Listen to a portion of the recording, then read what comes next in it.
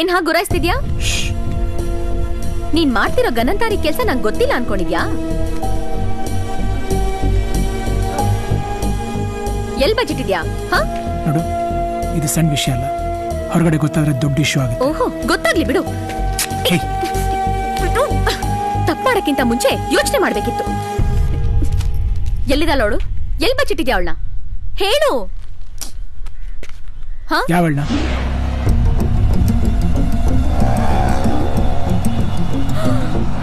ನೀವಿಬ್ರು ಮಾತಾಡ್ತಿದ್ದಾಗ್ಲೇ ನಂಗೆ ಡೌಟ್ ಬಂತು. ಆ ಹುಡುಗಿನ ಎಲ್ ಬಚ್ಚಿಟ್ಟಿದ್ಯಾ? ಅವ್ರ ಅಡ್ರೆಸ್ ಕೇಳಿದ್ರು, ಅದನ್ನ ಹೇಳಿದೆ. ಮತ್ತ್ಯಾಕೆ ಇಲ್ಲಿಗೆ ಬಂದೆ? ಇದು ನಮ್ಮ ಕಂಪನಿ ಬಿಲ್ಡಿಂಗು. 1 ವರ್ಷದಿಂದ ಲಿಟಿಗೇಷನ್ ಇದೆ, ಕೆಲಸ ನಡೀತಲ್ಲ. ಅದಕ್ಕೆ ಬಿಲ್ಡಿಂಗ್ ಕಂಡೀಷನ್ ನೋಡ್ಕೊಂಡು ಹೋಗೋಣ ಅಂತ ಬಂದೆ. ಓ, ನಿನ್ ಬೈಕ್ ಮಾತ್ರ ಆಚೆ ಇತ್ತು, ಆ ಐಟಮ್ ಬೈಕ್ ಸಾರಿ, ಆ ಲೇಡಿ ಸ್ಕೂಟರ್ ಆಚೆ ಇರಲಿಲ್ಲ, ಅದಕ್ಕೋಸ್ಕರ ಕೇಳಿದೆ. I am ಸಾರಿಯಾ.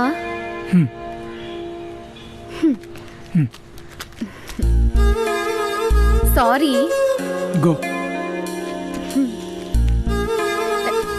ಇನ್ನೊಂದ್ಸಲಿ sorry. Just go. ಮತ್ತೊಂದ್ಸಲಿ ಸಾರಿ. ಸಾರಿ ಸಾರಿ, ಬಾಯ್.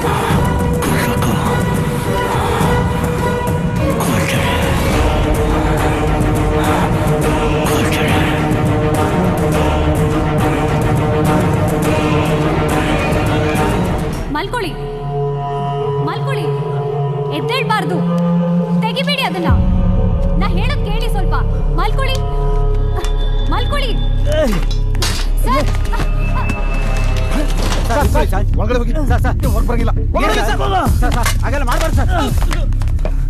ಅಣ್ಣ ಅಣ್ಣ ಇದಣ್ಣ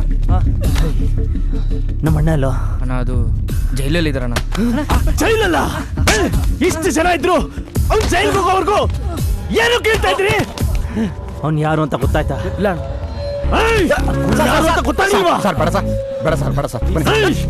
ನಾನು ಈಗಲೇ ಟೆನ್ಷನ್ ಅಲ್ಲಿದ್ದೀನೋ, ನಿಂದೆಷ್ಟು ಅಷ್ಟು ನೋಡ್ಕೋ. ನೀವು ಪೊಲೀಸ್ ಕಸ್ಟಡಿಯಲ್ಲಿ ಇದ್ದೀರಣ್ಣ, ಹಾಸ್ಪಿಟ್ಲಲ್ಲಿ ಟ್ರೀಟ್ಮೆಂಟ್ ತಗೊಳ್ತಾ ಇದ್ದೀರಾ. ಪೊಲೀಸ್ ಕಸ್ಟಡಿಲ?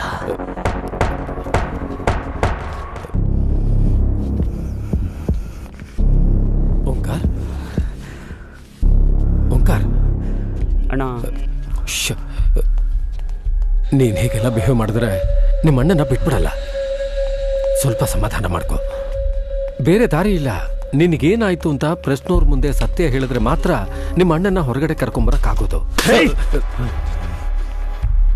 ನೀನಿದನ್ನ ಆಚೆ ಹೇಳೋದಕ್ಕೆ ಅವಮಾನ ಅಂತ ಸುಮ್ಮನೆ ಇದ್ರೆ ನಿಮ್ಮಣ್ಣ ಜೈಲಲ್ಲೇ ಇರ್ತಾನೆ. ಸರಿ, ಅದೇನ್ ಮಾಡ್ತಿರೋ ಮಾಡಿ.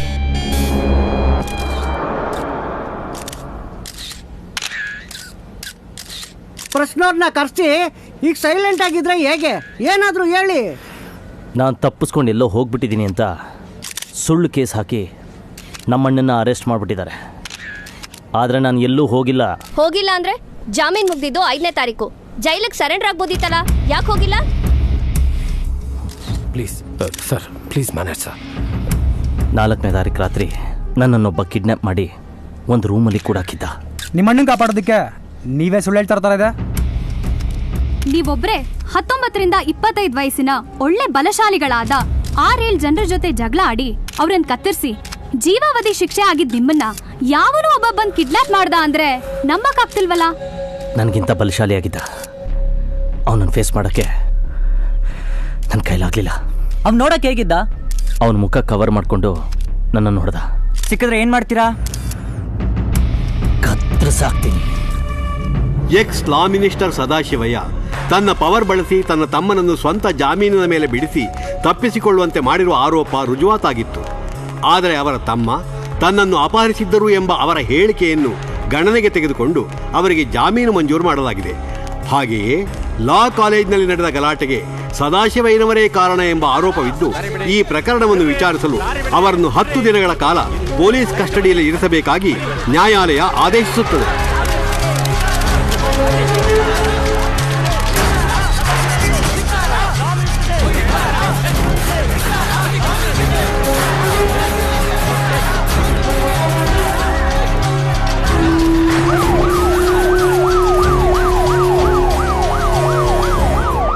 ಸರ್, ಇಷ್ಟೊಂದು ಯೂನಿಟಿ ಇರೋ ನಿಮ್ಮ ಹುಡುಗರು ಅವತ್ತ್ಯಾಕೆ ಹೊಡೆದಾಡಿದ್ರು ಸರ್? ಸಿಂಪಲ್. ಯಾವ ಯೋಗ್ಯತೆನೂ ಇಲ್ದಿರೋ ಸದಾಶಿವಯ್ಯ ರಾಜಕಾರಣ ಆಗಿರೋದಕ್ಕೆ ಅವತ್ತಂತ ಘಟನೆ ಆಗಿದೆ. ಇದಕ್ಕೆ ನಿಮ್ಮ ಕಾಲೇಜ್ ಆಡಳಿತ ಏನಾದರೂ ಆಕ್ಷನ್ ತಗೊಂಡಿದ್ಯಾ? ಡೆಫಿನೆಟ್ಲಿ. ಗಲಾಟೆ ಮಾಡಿದ 40 ಸ್ಟೂಡೆಂಟ್ಸ್ನು ಡಿಸ್ಮಿಸ್ ಮಾಡಿದ್ದೀವಿ. ಸದಾಶಿವನ್ ತಮ್ಮನ್ನ ಕಿಡ್ನಾಪ್ ಮಾಡಿದಾರಂತ ಹೇಳ್ತಿದ್ದೀರಲ್ಲ, ಅದ್ರ ಬಗ್ಗೆ ನೀವೇನ್ ಹೇಳ್ತೀರಾ? ಅವರೇ ನಮ್ಮ ಹೀರೋ.